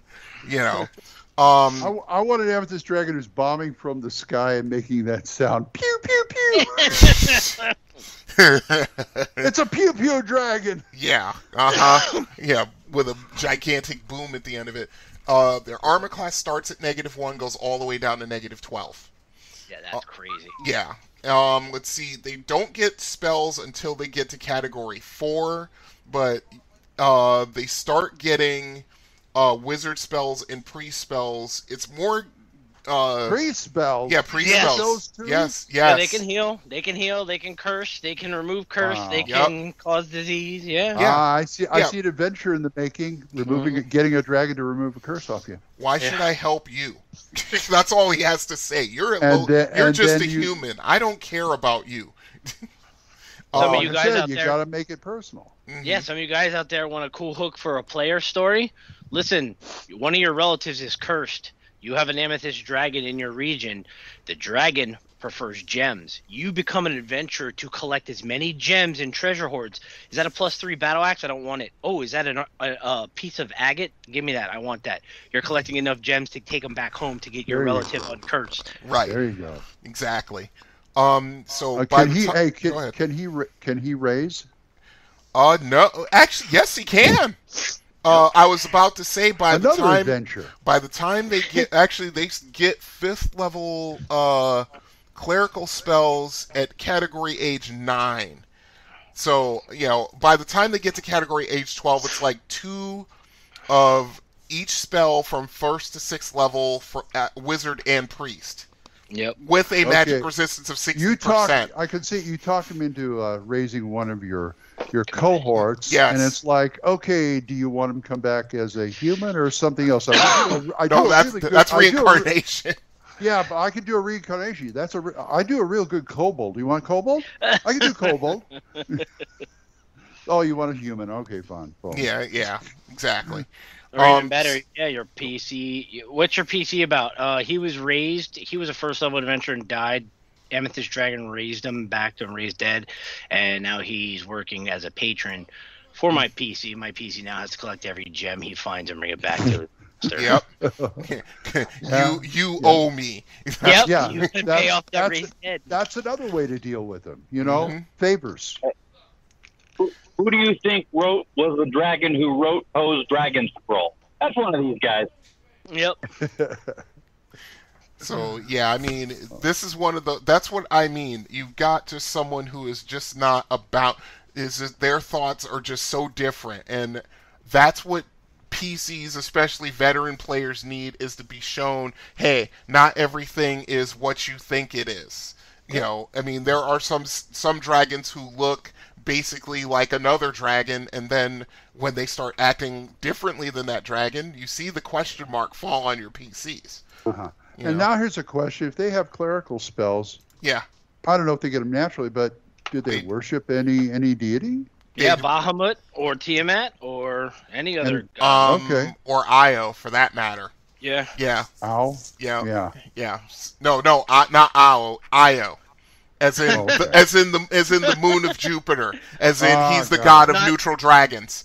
Not the planet of Green Lantern's homeland. Yeah, got it. Well, who's the big guy in the realms? I thought it was Ao. Yeah, Ao, yes, or Ao, however he's pronounced. He doesn't Ao. care either way. Yeah, if you see an amethyst dragon with a Green Lantern ring, start to worry. Yeah. No, just start casting things in the color of yellow. That's all you need to do. There you go. Yeah. And Darkest Night. Why is that yellow? Uh-oh. Anyway, you guys can tell us about it if you want to talk about it. It's THACOshammer@gmail.com. Now, we get to the meat of the program, playing favorites. I always preferred sliding down the snakes to climbing up the ladders. Survival depends on a quick, decisive... Here you go, more negative waves. Have a little faith, baby. Have a little faith. Playing favorites. Playing favorites, the top 5 miscellaneous magic items, if I can think of 5. I had to get mine down real quick. I opened up the DMG and I'm like, okay, this one, that one, not that one. Oh, I should have done that with my Encyclopedia Magic. Oh my goodness, you'd still be at it. Yeah, I'd be there. I'd be here for like 3 or 4 shows. Yeah, for sure. You still got that. You're still working on that list, Glenn. It's been 6 episodes. Yeah. Okay. Who should we start with? Not me. I don't have my list. Hold on. Okay. Yeah. How about we? I can start because I've got mine. 5 to 1. 5 to 1. Okay. Now let me think for a moment. I got to put this 5 to 1 in my head. Okay, got it. All right, number 5. Necklace of Missiles. Now, if you're not a mage and you want to start tossing around fireballs, this is what you need. You can actually use a wand of fireballs, believe it or not. You can actually do that. As a non-mage, you can do that. Like, you can use a wand of magic missiles. It just doesn't work as well as if it was in the hands of a mage. That's all. But I think I would have. We would have avoided the TPK last night if I'd have remembered I had a wand of paralyzation. Oh. Well, there's an outside chance I can paralyze him for long enough for us to beat feet and get out of there. Mm-hmm. Yeah, exactly. But no, I didn't think about that until the middle of the night. Well, it happens. You are in the moment, Glenn, and Matt is very good at what he does, and I will leave it at that. And yeah, if you're in a situation where it's like run away, no one's going to think of that. Not very few people are that cool under pressure, even in game. You know what I'm saying? You know. Anyway, you want a necklace of missiles, like yes, magic missiles or fireballs. No, or fireballs. A mix? Basically, they are basically gems on a necklace that you just basically pull one off and you throw it, and it basically explodes as a fireball. Okay. It's more or less randomly determined which gem off the necklace you have, because it's like you may have like it's a mix. Yeah, it's a mix of different levels of fireball, like like a 2 dice fireball, 3 dice, 4 dice, 5 dice, 6 dice. Well, I was thinking more like a mix of like that, or you have one that's magic missiles, you have one that's melts meteors. Oh no! It's all fireballs. All fireballs. Oh, okay. Necklace of fireballs. Okay. Yeah. So yeah, I mean, like I said, every character that I've had, especially back in the 1E power gaming days, where magic items flowed like water, and you're up to your knees in the Nile River. You know what I'm saying? Anytime that was in a treasure hoard and the opposition didn't use it, or we killed the opposition before they could use it, those always went to like the fighters and the clerics and the thieves and things like that, because the mages already could cast fireball, and then they had staves of power and things like that on top of it, or wands of fireball. So yeah, I like it just for that. Just non-mages can use those. So yes, necklace of missiles. Okay, full on. What is your number 5? I'm going to have to substitute a different neck item. Let's go with the necklace of adaptation. Nice. Ooh, that's a good one. Nice. Yes. That way, 90% of the things the DM is going to try to do to screw you are negated. Yep. I have a couple characters that have those, and yes, he uses those to basically do things or to get to places that the party can't get to. Poison gas, water, airless void, no problem. We were one of those save my character when the damn DM debated us into following him through a gate into the negative material plane. He said debated. I love it. He got debated. Oh, I hate it when that happens, but go ahead, Falon. Well, that was it. It's necklace of adaptation. Nothing more really needs to be said. True. If you need to survive fire, if you need to survive poison, if you get gated to the bottom of the ocean, you're not dead. You have 7 days to get out of there. Exactly. Yeah. Yep. Walk through lava. Okay. All right, I will go next to give Corey a little more time. Go ahead, Glenn. Bag of holding. Yep. I had to leave it alone. Yep. It's so versatile. I mean, in the Eberron game we're playing, I have a helm of holding. Mm-hmm. I put things in my hat, which is funny because I bought another helm of holding from a shop, but it was a jester's cap. Of course. And Gage is wearing it. He's playing a Warforged with a jester's cap. That's funny. Of holding. That's funny. That's very it's like, funny. if you could make it into a hat or something, or even a cloak or whatever. Right. More power to you, man. Yep. It's just, it's lightweight. Let me put it that way. Yeah, definitely. I mean, basically, it's like what? Anywhere between 15 and 60 pounds, but it carries like anything, but it's between 250 to 1 ton of weight, and it only weighs the 15 to 60 pounds. Yes. I mean, one of my Lumpers adventures, Byron, the elf mage, has a hat of holding. And he got tied up by this ogre who was playing with his stuff, and all the hats of holding we determined have a word. Yeah, a trigger word. Yeah, command word. And he was the stupid ogre was looking up in the hat trying to see what's in it, and Byron says the word, and he gets like anything that was in that hat went on his head. And there was some heavy stuff in there. Yeah, I was gonna say it turned into Ozzy and Harriet, Don't open that door, or whatever show that was. Was it Halsey and Harriet? What's that? Fibber McGee. Yeah. Fibber McGee. Yeah, don't open the closet door, because if it does, everything falls on you. Yes. Yeah. And he pretty much knocked him out. And then somebody came along to untie him, and so yeah, I'd like to put bags of holding in something you don't expect. Yeah. Right. Like a shoe. A shoe, a bucket. Mm-hmm. Mary Poppins bag. Yep. Hey, even before they did it in second edition, I immediately made the backpack of holding. There you go. I was like, this, a bag is fine. You could just carry it around a la Rambo in First Blood, where he's got his rucksack over his shoulder. He's walking down the highway. Well, there's also was it Hewer's Handy Haversack? Yes. Yep. Then there's my miscellaneous magic item, which I'm going to say, which would add to it as well. Which go for it. Okay, you go ahead. Number 5 for you. For number 5 for me would have to be the. Where the hell did it go? What is Sorry, it? hold on. It's on 177. I got it. Hold on. I'm sorry. I was ready. The pouch of accessibility. Yes.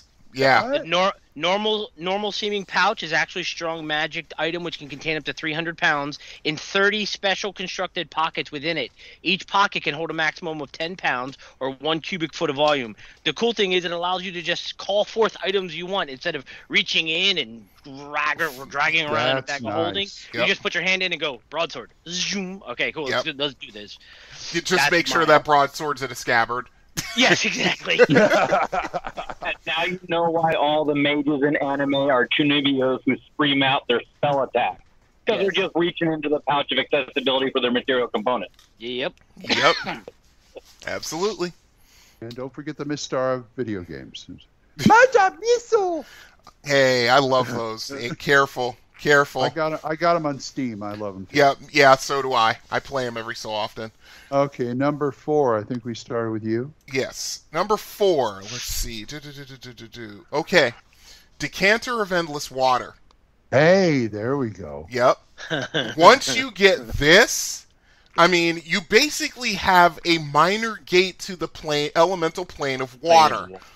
Yep. So, yes, you could basically open the taps on this thing, and you could basically just flood anything, because God only knows there are those, shall we say, enterprising players, like call them something else, who have this item, who will just basically set this at the top of a dungeon and just turn it on and leave it for like 2 days or something and flood everything out. I'm like, no, it doesn't work that way. It will not work that way in my game. But more often than not, it's the ultimate survival item, because that's the one thing you need more than anything else to survive in a hostile environment, be it the Underdark, the desert, is water. Food, sure, but yes, you need water more than food, believe it or not, in some of those environments. So yes, you've got that. It can give you salt water, it can give you fresh water. It's just this wonderful item that, yes, it's the ultimate survival thing, at least as far as I'm concerned. I have seen it used creatively in my game twice. One is similar to what you described. The second one was somebody took it and attached it underneath a boat, and they needed to get it down a river without making splashing noises of oars. So I like that. Opened it up underneath, and it became essentially a jet ski. It wasn't fast, but it gave them enough speed to move the boat without having to use oars. I was like, you know what? You get extra XP for that. I was going to ask, did you give them XP bonus for that? Yes, I did. That's awesome. That's proper creativity for sure. Yeah, he's like, I told him it only gave him the effective speed due to the weight of the boat of a trolling motor, but it still moved you down the river without having to use the oars because the water was pouring out already in water, so it didn't make any sound. He's like, okay, that's fair. Yep. Nice. What'd you say, full on? I was just saying, that's how you do it. Yep. Yeah, that's how you be creative. Yes, Decanter of Endless Water. Okay. Full on, what's your number 4? I'm going to have to go with Bracers of Defense. Of course. A classic. I had to leave that alone, too. Plenty armor. You got to go with the Bracers of Defense. You actually have some legit protection. Now that you're necklace of adaptations kicking on you, and you don't have to drink water. Then you need people who are actually going to try and get stabby on you. Well, you need some AC, bracers of defense. Yep. Mm-hmm. The lower the better. Yep. Absolutely. Yep. And, even if I have a character who's wearing armor, I will still look for braces of defense. Mm-hmm. Lower armor is good. Yes. Or at the very least, you stack that with a cloak of protection or a ring of protection to lower your armor class even further, and things like that. So, yes, by all means. This is how mages survive. Yes. Especially if you're a armor-restricted class or an armor-restricted kit, whether you're, mages or just a... Monk! Monk. Yes. Monk. Yes. What the hell do you think the 10 rings of Shang-Chi are? Yeah. It's like, bracers of defense with offensive capabilities. Yes, I've seen some of those fights. Interesting movie. Interesting, for sure. Yeah, it was good. Wow. Yeah. Wow. Okay, my number 4 is going to be the companion to the bag of holding, the bag of devouring. If you can take that minus and turn it into a plus, man, you're going to have fun. Yes. Carry it on your person. The next thief who tries to pickpocket you, oh boy, is he going to have a surprise. Yep. Yeah, I mean, if you are a very, very devious person, you carry that around instead of, your regular coin pouch because, if a thief tries to pickpocket you, yes, say goodbye to your fingers, dude. Or hand. Yeah, or hand for that matter, yes. If they decide, and just walk around, just leave the drawstring open. It's like, pretend to be drunk. And it's like, if they don't try to just waylay you and someone tries to pickpocket you, that's pretty evil. But because it's easier than carrying a mimic around. That's true. Because you could always get a mimic that, but then it starts getting its own ideas, and you can't train them. And, Nope. But bag of devouring, man, I could have so much fun with that. I could, put it in a trap over a doorway and have it throw it on somebody's head, or even just in your castle if you just have sucks one. them right in. Even if you have one in your castle, if you don't have an audiog to take care of your waste, Corey. Yeah, there you go. Garbage disposal. Garbage disposal, exactly. Correct. Oh yeah. Anyway, Corey, what's number 4? You want me to go for you? Okay. Yours was bag of devouring. Yeah. My 4th one is one that isn't used that often, and in my 30+ years of playing D&D, I have yet to see a DM use it. Mm-hmm. I use it all the time for when someone's like, hey, my wife wants to play D&D with us. She's never played before. Or, I got a new player here who doesn't know what to do. Let me guess. You're going to stick them being a cleric because no one wants to be the healing bot. Yeah, they're going to be a cleric. Okay, perfect. I'm giving them the Phylactery of Faithfulness. Yes. Very common, very basic magic item. It's only worth 1,000 XP, but it allows them to get a yay or nay whether or not their actions are going to be for their alignment or their deity, or if it's going to cross a line that they shouldn't. I like that. It helps a new player go, should I do this as a cleric? No! Yeah, exactly. That should be standard equipment for like a paladin. It could also work for a paladin also. Anyone who has faith in his faith-based divine powers could use the item. But usually when someone's like, I brought my little brother. He's going to be a cleric. Okay, I'm going to give him this because he has no idea what he's doing. So this way, dude, you don't want to do that. Your God's like, no, don't do that. Yeah, do not do that. That's a very bad idea. Don't do that. Do not do that. Thank you, Gandhi. That's my 4th. Welcome to the world of tabletop RPGs. We're going to turn on dialogue prompts with alignment hints. There you go. Hey, whatever works, right? That's what I see. Yeah, because you want to know what? Okay. That's a perfect thing to use for novice players. You're absolutely right, Corey. Okay, Brian, go for number 3. Okay. This is where it starts to get a little more difficult because these 3 items I love almost equally, but for different reasons. But I will go with Ioun Stones. Ioun Stones are great. Ioun Stones are fantastic. You know what? They're even Hyperborea even has Ioun Stones. I was surprised. Yeah, that actually makes a lot of sense. But it's one of those. Well, let's see. you have rings and amulets and helms and bracers and everything else. Basically everything on your body, all your extremities are covered. And you still need more. Just set a couple of Ioun stones around your head. The problem I have is that there are some Ioun stones, because in the Encyclopedia Magica that were not, that there were some that didn't make that supplement. Because I remember in, oh God, was it Curse the Azure Bonds, I think, where you first encountered Ioun stones, and they had, like, a lot of them in there, include, stuff like, +1 to save, the basic stuff, +1 to save, +1 to hit, or +1 to damage, but then they started getting into the more esoteric ones, like an additional, you attack at an additional level, aside from your own, so you get, like, your THACO goes down by 1 or whatever it is. Right. Things like that. And, because I remember I looked through that list several times, and it's like, no, that's missing. They missed a whole bunch of these things. But yeah, I like Ioun stones because not only it's one of those things that's just easy to, if you take them from the opposition, like a wizard or whatever, then, they're yours. All you basically have to do is just basically put them up by your head and just give it a spin, and it'll just start going around your head. It's all, it's awesome. It's a nice image. And gives you additional stuff. So yeah, right. Ioun stones.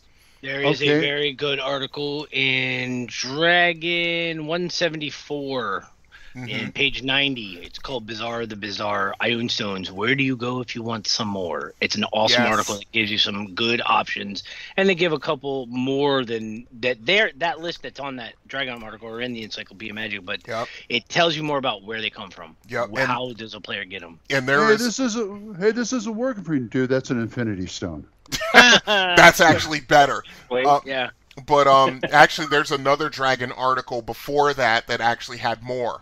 So, because you had the ones in the DM guide, then they came out with one, like, I want to say, like, 1982 or 83, something like that. Then you had another one in the one that Corey mentioned. So, yeah, you've got, like, a laundry list of Ioun stones. Yes. Right. Yeah. Awesome. Right. Yep. Okay. Full on. What's your number 3? The five-function Wand of Force. Yes! Everything's better with lightsabers. Absolutely. Oh, wow. You get no argument from me, and it's not just a lightsaber either. Exactly. Yep. I mean, I loved it from the moment I read it in Unearthed Arcana in 1985. I was like, somebody watched Star Wars. Somebody was watching Return of the Jedi, and then they added stuff on top of it. As a matter of fact, I'll pull that up. I'll pull that up while we're talking. It is always good to be able to throw up a wall of force, a cube of force, all those nice little things. But, in the end, also being able to act like a sort of sharpness is bonus. Yep. Let's see. That's true. I'm getting to it. And wands. There we go. Wands of Arc Lightning. Hold on. I'm scrolling down as quickly as I can. What is that? Oh, I'm almost there. Fire, a lot of eyes. It's one of the items that is specifically annotated to be not class restricted. Yes. So right. Can use it. Fighters can use it. Mages can use it. You know? Yeah, so basically the first... with a string and have nunchucks.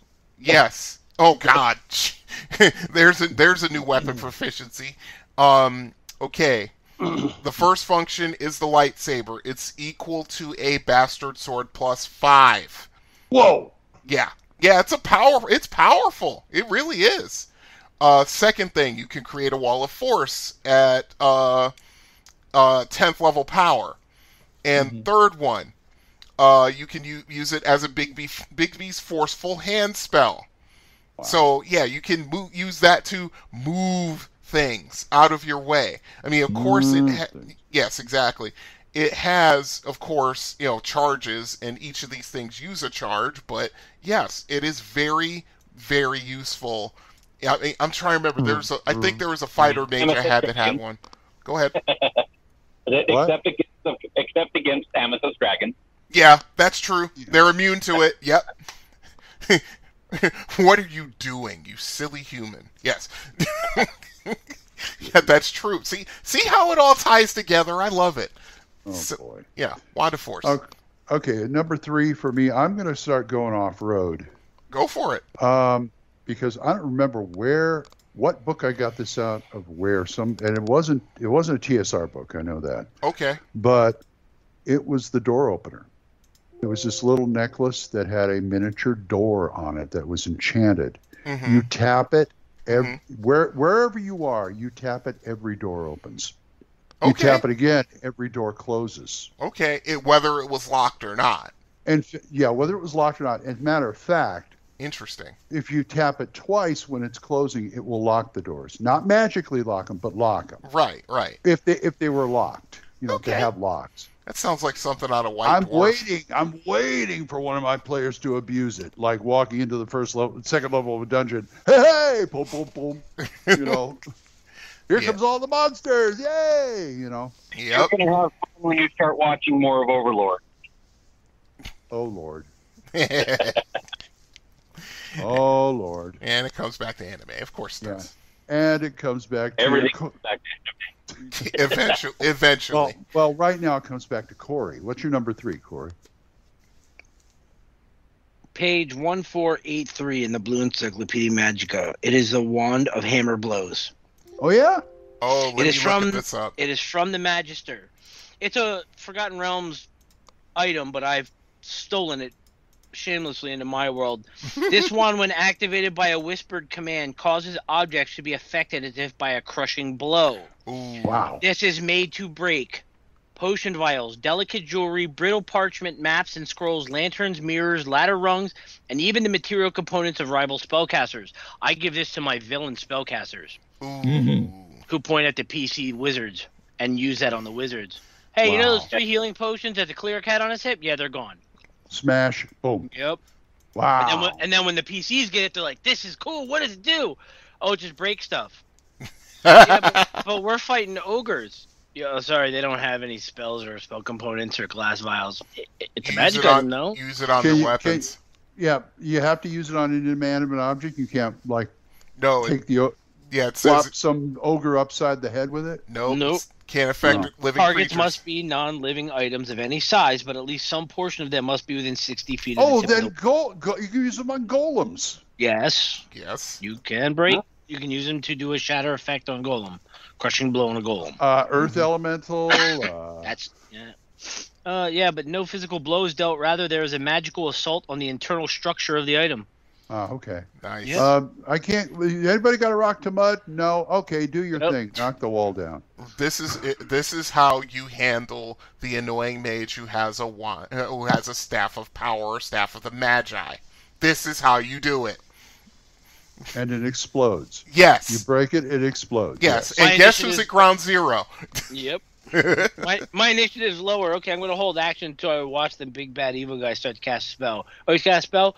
He's reaching into his pocket for components. Yeah, I'm going to hit him with this wand. Yep. Wow. Yeah, Sorry, absolutely. Dude. Nice. Oh, boy. Okay, Brian, what's your number 2? Okay, I'm really torn, but these might as well be 1 and 1A for me because I love these equally. But I'll go with the Boots of Speed. Okay. Okay. You need, not only do you get your movement rate doubled, which is really, really helpful, if you're having trouble moving, it basically makes you a terror on the battlefield. And no aging effect like the spell. No, yes, you are under basically a permanent haste spell without the deleterious effects. Exactly. But not only that, but you also get, and this is the underestimated part, you get, it's either a +1 or a +2. I'm looking it up as we're speaking, but you get a +1 or +2 bonus to your armor class. On top of that, I'm trying to remember who sort of an extra dex bonus. Yes. Yeah. Yeah, because you are moving around so fast, people can't get to you. You know, and it's one of those things where, yeah, people, you know, and it's an underestimated. I mean, being able to move freely on the field of combat is never, ever, ever underrated. Ever. That's right. You know, That's if you right. have that mage who's way in the back, you know, hiding behind all of his mooks, and you need to get to him, you know, you may have to take a couple of, you know, attacks of opportunity to get to him, but it's mitigated by that bonus. So yeah, I'm like, yeah, here we go. I just got to it. Speed. Where are you? You are there. Yes. You basically get a 24 base movement, you know, so that's the speed of a light horse, you know, and basically, and you can carry like 200 pounds of equipment. Now, so, is that 240, 24 base movement in or out of combat? In or both.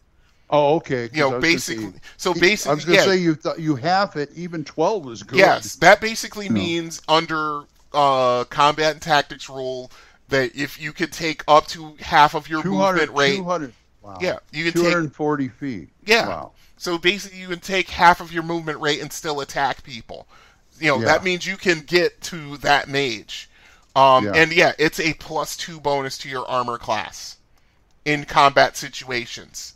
As long as you're able to move around on the combat in combat, you get that bonus. That's pretty significant. Gary Gygax, I'm trying to remember. I think it's Sea of Death. It was like the 4th book, Gord the Rogue book, and basically, you remember Obmi, that dwarf, that evil dwarf. He basically had like this military pick. It's like a +3 or something like that, which had abilities. Then he had Boots of Speed, and he was riding that. He was basically blurring in and out of combat and just annihilating people as he was doing it. You know, so yeah, I mean, I love the Boots of Speed. It's fantastic for a fighter. You know, imagine you give this to your paladin if you can convince him to use them. Oh yes.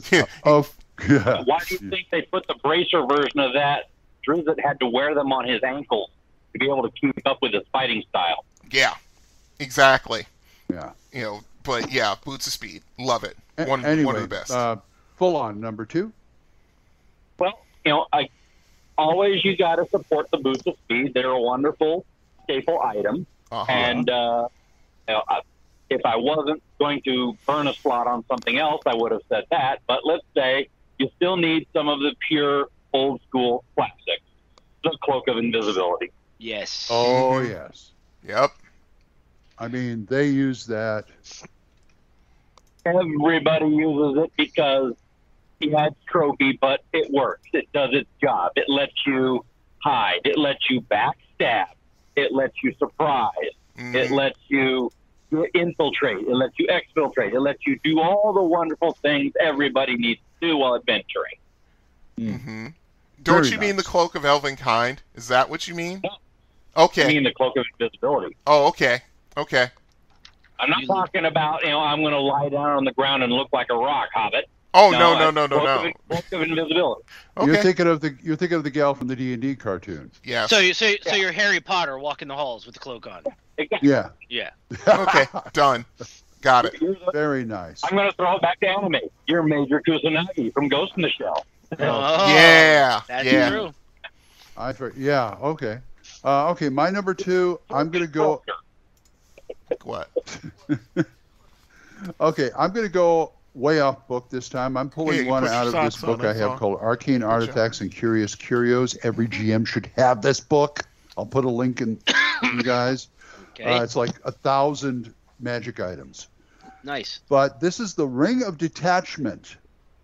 It's a ring in the shape of a tiny blade bent back on itself to form a band. The enchantment is this ring allows the user to easily and painlessly remove and reattach the hand that wears the ring.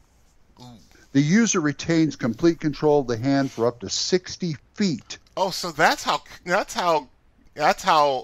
Thing came to be. Yeah. Okay. Now if the ring is removed, the hand acts as if it had been severed and it is unable to be reattached. Boy, I mean that's worth the downside. That's a heck of a drawback, though. Yeah, it is. Yeah, but man, he said it was made by a mage who liked to do practical jokes. And when he died, a thief got a hold of it. Yeah, okay, I can put this with my thieves. That'd be no problem. Oh, I'm a second story man, but you're on the ground floor.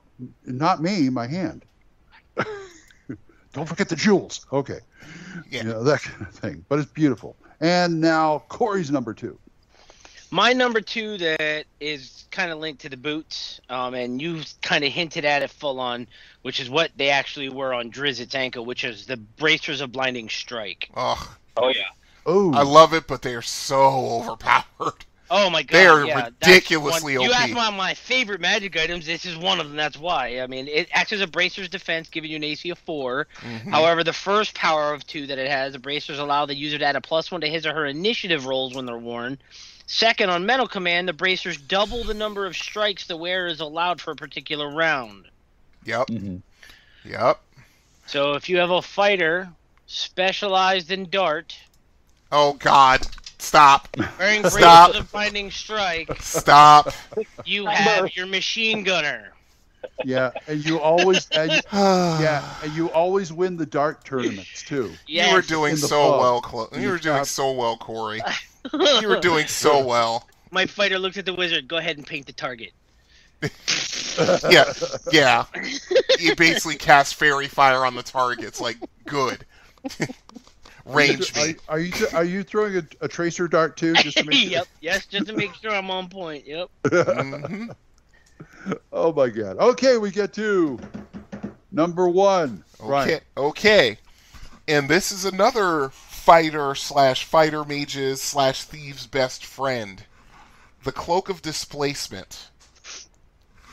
Now, this one is almost, in some ways, it's almost as good as a Cloak of Protection under certain circumstances. In some ways, it's actually better. Basically, when you wear it, it basically distorts and warps light waves around you. It makes you look like you're 1 to 2 feet from your actual position. Oh, you're a displacer piece. Yes, exactly. Yeah, basically that's basically the main component of a displacer beast hide. Basically, any melee or missile attack aimed at the wearer automatically misses the first time. That is so important to me. And then on top of that, you get a plus. How many big guys win initiative? Hey, it does. No. Hey, it does. First time is first time. They don't know. Yeah. It's like, and it's like, no, you're over here. But on top of that, you get a +2 bonus to your armor class, and +2 bonus to your saving throws against gaze attacks. So let's see. Oh, we're going up against a Medusa. Okay, I think I can handle this. I got this, guys. We're not going to need mirrors, I don't think. So yeah. I mean, I love it. It's absolutely great. I mean, gaze attacks, breath weapon attacks. That means if that amethyst dragon spits that lozenge, you got a +2 bonus to save, which is good because you might just end up dead if you brick it. So yes, Cloak of Displacement. Okay. Full on, what's your number 1? Well, seeing as how there's often times where you just got to be that last person standing after the fight. That doesn't even matter if it's an hour and a half after the fight. And sometimes the cleric is the first one to go down. You need a Ring of Regeneration. It's on the page I'm looking at. Nice. You gotta have the Ring of Regeneration because it is the fallback, callback, and also the greatest way for you to bring back that nasty BBEG that someone forgot to loot completely. Yep. You thought you killed him. Yeah. He got a toe ring on. It's a Ring of Regeneration. He didn't take his boots off. He's back in a week. There's other places you can wear rings. Yeah, that's true. Just don't wear it in certain places. Mm-hmm. But yeah, Ring of Regeneration, it's a classic, vampiric regeneration, regular regeneration, whatever. Go get yourself some nice regenerating critters to use for material components to make it up out of. You know, greater trolls and other things like that. But you get the nice ones that can basically, you dead. And as long as they didn't eat you, no, not next week. When you're old, when you're older, that ring gives everybody to be the Arnold Terminator, just to be able to say, now hold on, Dave. Oh yeah, recording. Well, you turn into Deadpool basically. Deadpool. Oh, those movies. Woof. Anyway. Okay, my number one. Okay, little story time. Okay. I am in a 5th edition Eberron game right now, and I'm playing LoJack, who has a certain magical item I do not know is in 2nd edition or any other edition. I am guessing it is, but it should be. Okay. The Parapt of Wound Closure. It is. The classic, yeah. Classic. Yep. That thing is awesome. My character has a 16 AC, which is not good. It's 4 AC. Yeah, basically armor class 4, yeah. So, and I always try to attack from cover, whatever. But when I can get in there, I'm not worried about going down to 0. No. I got this thing. This is going to stabilize me. Yep. I'm looking it up as we speak. And I had to be in the middle of the campaign to realize this. Wait a minute. I don't have to be stable. Okay, yeah, I'll get in there. Yep. Let's go. Yeah, isn't it amazing how that works? Once you figure out that you can't be hurt. Well, I can be hurt, but I can come back from being hurt. Right. That's what I'm saying. Well, I mean, in my 2-year, when my barbarian Grok, I mean, he had an AC of something pitiful, like off, 14. It's all right. But he had 200 hit points, so he was John McClane. He get beat the hell out of, and he just comes out of it with a torn T-shirt and everything like, I got him. Yeah, he's like friggin' Steve Rogers. I can do this all day.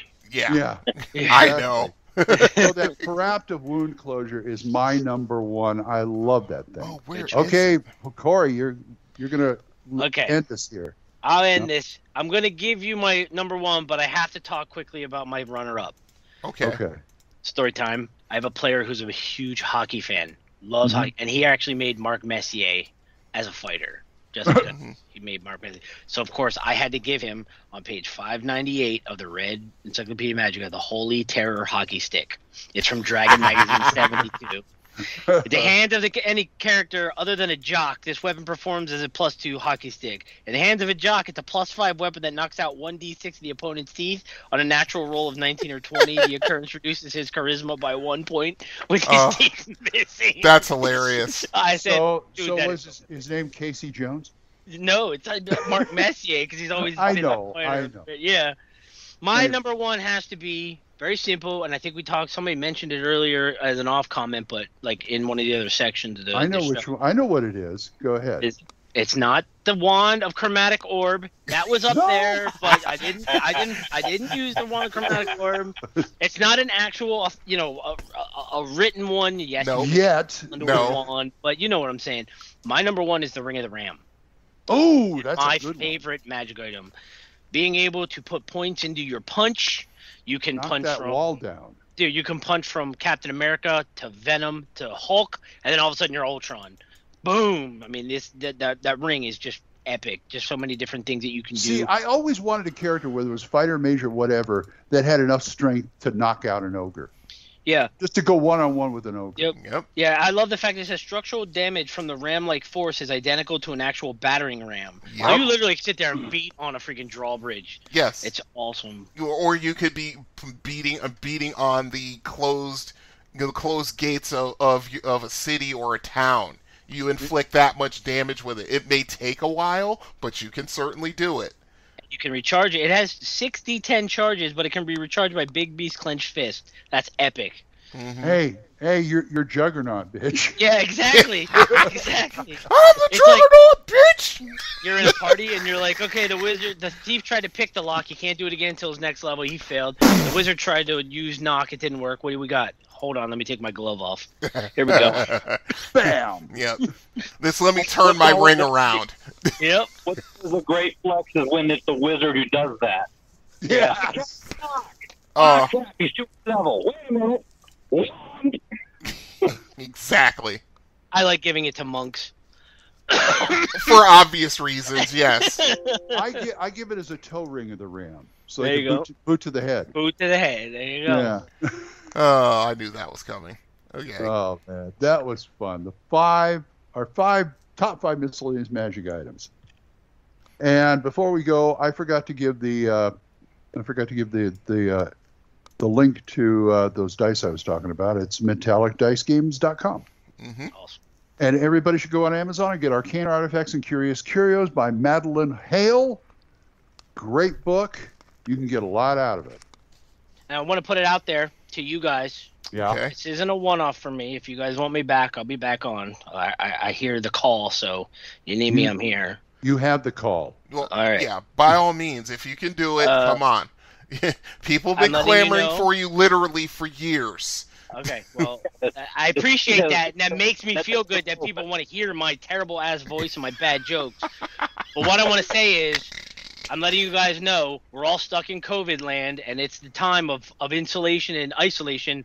I want to do some AP, and I want to DM. Uh-oh. Oh, boy. Okay. Hey, it could Okay, be worse. if I can get the time, sure. Okay. It could be worse. It could be full-on DMing. That's true. That's you just We're have all dead.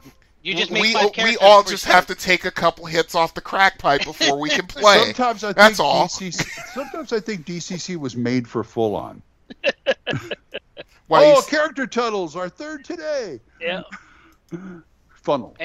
And anybody else out there listening in the land, and all you guys are also invited, I have 2 slots in my Thursday game if you're looking for my Roll20 Discord game in my world. So if you're got Thursday nights free, 7 to 11. I wish I could. That's my Thursday game every other week. So, Okay. but and unfortunately, sorry. I'm working the entire time. And if I get back on the show, we are doing AP. I'm just letting you know. Oh, by the way, I will add to that. We need to do a trivia episode. It's been too long. Okay, more. Oh God, I got to find my game. Yes, that's a shot at you, Glenn. Pull it out. Pull it out. I don't know where it is. It's in the garage, buried somewhere. You have to go find it because I just realized when I was looking at the archive. Yeah, it is. The address is archive.org/details/episode archive. I actually What is that? That is our repository of THACO's Hammer episodes. I took it upon myself to not only I had to rename all of the files so that they all fell into line together so that it makes looking them up a lot easier. It took me the better part of like almost an entire afternoon, but I did it. And thank you. Hey, anything for this show. We've been doing it for almost 12 years now. That's ridiculous. Yeah, Who the hell would come up with a show to do 12 years in a row? That's ridiculous. Well, I'm still trying to get over. I've been doing Radio Grognard for 3 years, every day practically. Mm-hmm. And that's what I'm saying. It's one of those things. We've been doing this for a very long time. It's like I told Corey when he came to me and he said, would you mind if I come on? I'm like, dude, you're an OG. You were there in episode 1. You and Glenn. It was you and Glenn. Bad Mike was 2. I was 4. No, I was 4. I was Originally episode it was you 4. and me, and then we added Bad Mike, and then Bad Mike's router went out, or his microphone went out, or something bad. Oh my happened. God! Yeah, I offered to it was send his him a router. Yeah, his router was crappy. And then he turned and said, "I got too much crap to do with this convention, so I'm out." And then we got Brian. Yep. And then Full On came along, and Full On came along in episode I think 21. I think because it was the 3 of us for a little while. Something like that.